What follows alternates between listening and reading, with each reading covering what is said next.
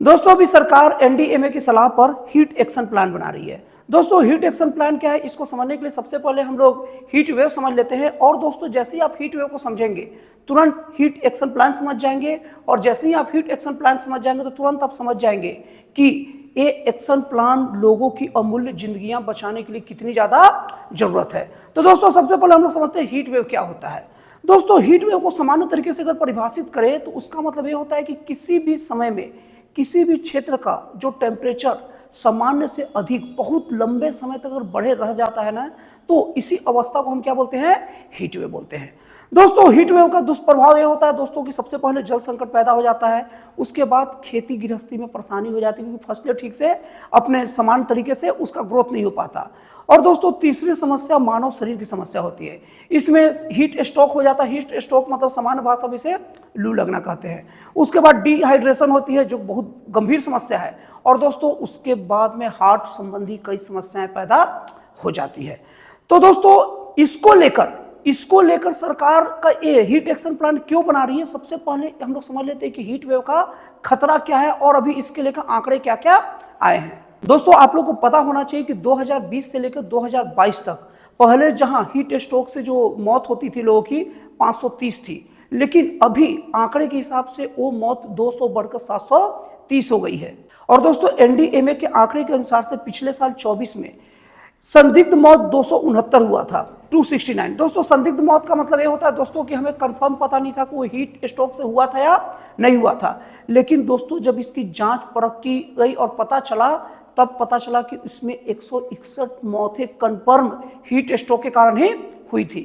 और दोस्तों heat watch नामक एक संस्था है जो हीट स्ट्रोक से मरने वाली मौतों की आंकड़ा देखती है और हीट वेव के प्रति जो जागरूक रहती है, उसके हिसाब से पिछले साल 24 में 17 राज्यों में हीट स्ट्रोक से मरने वाले लोगों की संख्या 733 उसने बताया था।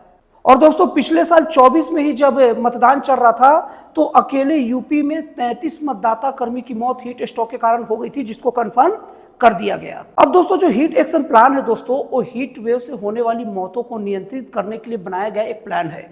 इसके तहत ये योजना रहती है कि हमें गर्मी से जुड़ी चेतावनी पहले से दी जाएगी, और अगर गर्मी एकाएक बढ़ती है तो उसके लिए हमारी तैयारी कैसी है, ये सब तय करने का काम हीट एक्शन प्लान का होता है।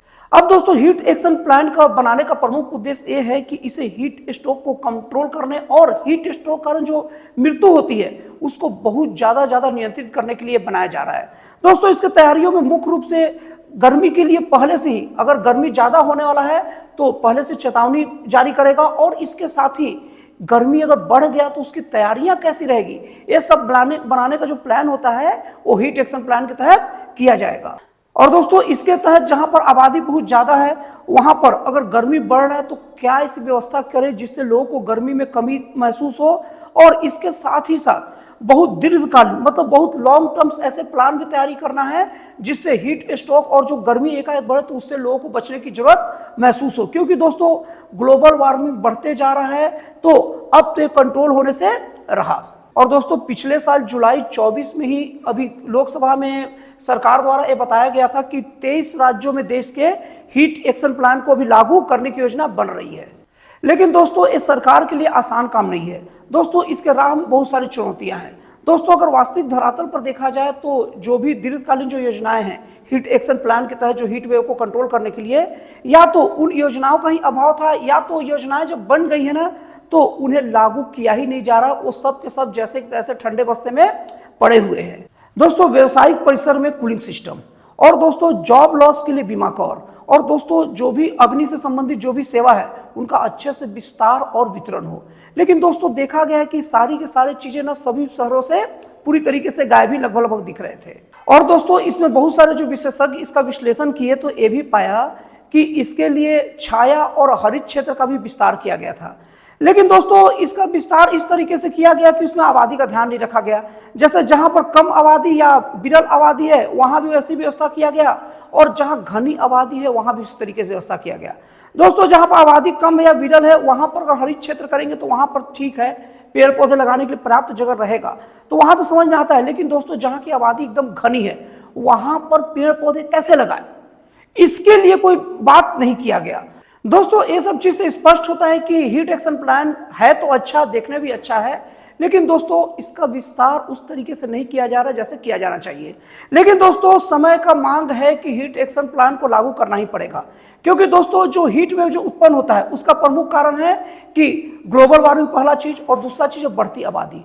और दोस्तों ग्लोबल वार्मिंग और बढ़ती आबादी का प्रमुख परिणाम ये होता है कि हवा का दबाव में परिवर्तन होता है, और जिससे एक बार किसी जगह का टेम्परेचर बढ़ गया तो जल्दी इधर आगे पीछे नहीं होता है, वो बढ़े का बढ़े रहता है। तो दोस्तों अब इस टाइप की समस्या तो खत्म होने वाली नहीं है, इसलिए हीट एक्शन प्लान को सरकारों के द्वारा अच्छे से लागू किया ही जाना चाहिए। दोस्तों आपको जानकारी कैसा लगा, आपको विश्लेषण कैसा लगा, मुझे कमेंट करके जरूर बताइएगा। तो दोस्तों फिर मिलते हैं अगले वीडियो में एक नए, एक जन कल्याणकारी और एक राष्ट्रवादी प्रेरित नए विचारों के साथ।